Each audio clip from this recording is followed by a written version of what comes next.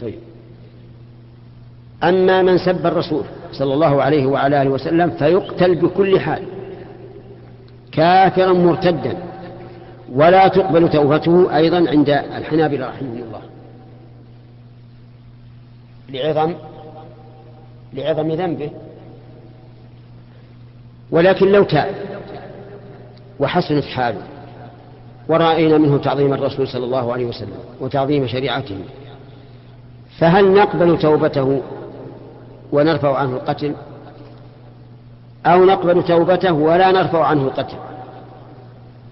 هذا القول الثاني هو الصحيح، أننا نقبل توبته ونقول أنت مسلم،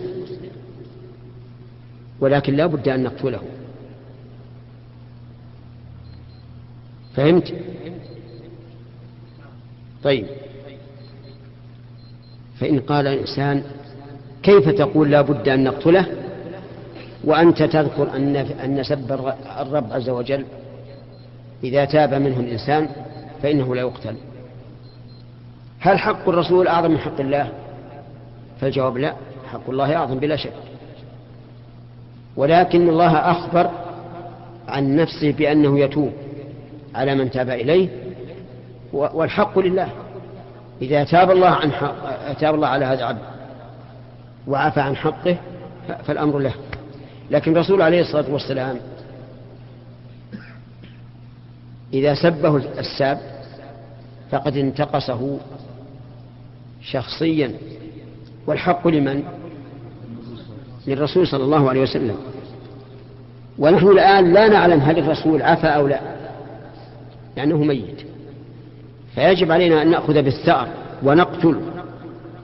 وإذا علمنا أنه تائب حقيقة قلنا هو مسلم، يغسل ويكفن ويصلى عليه ويدفن مع المسلمين.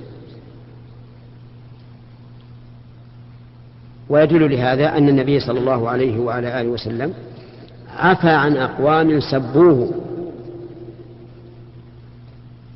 بعد أن أسلم، عفى عنهم وسقط عنهم القتل. نعم. نعم، سب الدين كسب الرب عز وجل.